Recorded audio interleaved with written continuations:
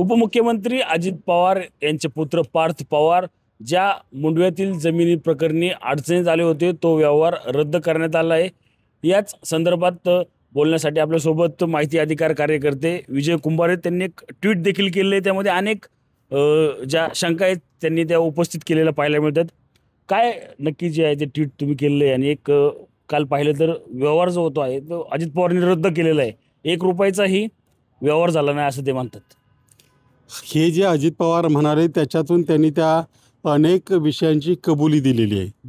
पहिली गोष्ट म्हणजे तो रद्द झाला तर तो कोणी रद्द केला आहे, अजूनही काय रद्द करण्यासाठी एक प्रक्रिया असते। म्हणजे तो व्यवहार 2 प्रकारे रद्द होऊ शकतो। एक तर दोन्ही पार्टीज कोर्टात जाऊन तो रद्द करू शकतात किंवा दोघांनी मिळून एक कॅन्सल डिसिजन डीड करायचं आहे। आता त्या विषयामध्ये गुन्हा दाखल झालेला आहे, सगळे आरोपी गायब आहेत, फरार आहेत, त्यामुळे त्यांचं काही कॅन्सलेशन डीड अजून झालेलं नाही आहे। आणि एक वेळ अजित पवार म्हणत होते की माझा व्यवहाराशी काही संबंध नाही आणि आता म्हणतात की पार्थ पवार तो याच्या व्यवहार मागे घ्यायला तयार आहे। एकीकडे म्हणायचं की पार्थला हे माहिती नाही, पार्थचा काही संबंध नाही, नंतर म्हणायचे की तो हा व्यवहार मागे घेतोय। म्हणजे हा संबंध आहे की नाही? खरं तर कंपनी कायदा असं सांगतो की केवळ तुम्ही कंपनीचे एक इंडिव्हिज्युअल आहात म्हणून तुमची जबाबदारी संपत नाही, तर त्या कंपनी संदर्भात जे व्यवहार होतील त्याला सगळे जबाबदार असतात।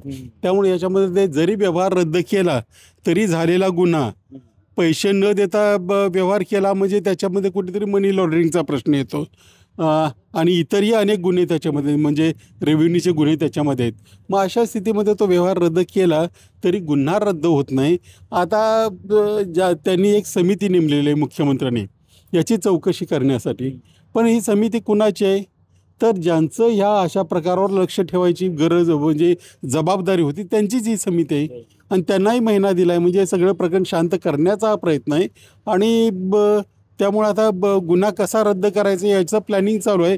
तो होईल असं वाटत नाही। मात्र मुद्रांक शुल्काचा देखील यामध्ये विषय येतो आता की 42 कोटी रुपये मुद्रांक शुल्क जे आहे ते भरण्यासाठी त्यांना सांगण्यात आलं, मात्र त्यांनी 500 रुपयेच स्टॅम्प ड्युटी किंवा मुद्रांक शुल्क जो आहे ते भरलं होतं। आता 500 रुपये आणि 42 कोटी एक काय नक्की संदर्भ आहे? या 42 कोटीपेक्षाही आणखी एक ज्याला हे गुन्हा रजिस्टर करायची परवानगी दिली होती किंवा अथॉरिटी दिली होती त्याच्यामध्ये आणखी एक शब्द आहे नजराना।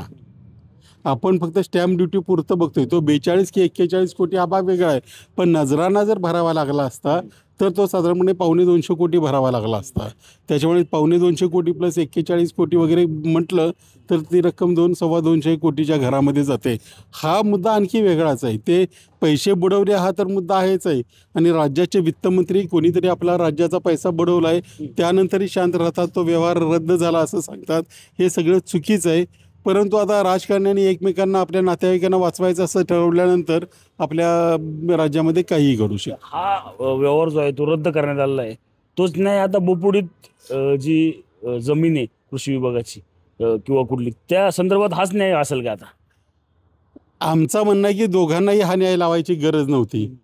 तिकडे पार्थ पवार आहेत म्हणजे राष्ट्रवादीच्या अजित पवारांचे चिरंजीव, इकडं हेमंत गावंडे आहेत जे BJP RSSशी संबंधित आहेत आणि दोन्हीकडे 2-3 माणसं म्हणजे अमेडिया कंपनी समान आहे, शीतल काय त्याचं नाव तेजवानी समान आहे आणि तो दिग्विजय पाटील तोही समान आहे। म्हणजे गुन्हेगार किंवा जे हे घडवून आणणारे लोक आहेत ते ह्याच्यामध्ये समान आहेत। मग अशा स्थितीमध्ये आता असं माझं म्हणणं आहे की मंत्रालयामध्ये आता ठेकेदार आणि पक्षाचे नेते आणि कार्यकर्तेच राहतात, त्याच्यात मंत्री म्हणून कुणी बघायला तयार नाही आहे। तर या विषयाकडे एक राज्याची एक सुव्यवस्था, प्रशासकीय व्यवस्था, रेव्हेन्यूचे कायदे याचं पालन करणारी यंत्रणा आहे असं दाखवावं लागेल त्यांना, नाहीतर मग चोर चोर मावसेरे वय म्हणून याच्यामध्ये या गुन्ह्यामध्ये सुद्धा सगळ्यांना व्यवहार रद्द केला जाईल आणि सगळ्यांना क्लीन चिट देण्याचा प्रयत्न होईल। रणजित जाधव, TV9 मराठी, पिंपरी चिंचवड।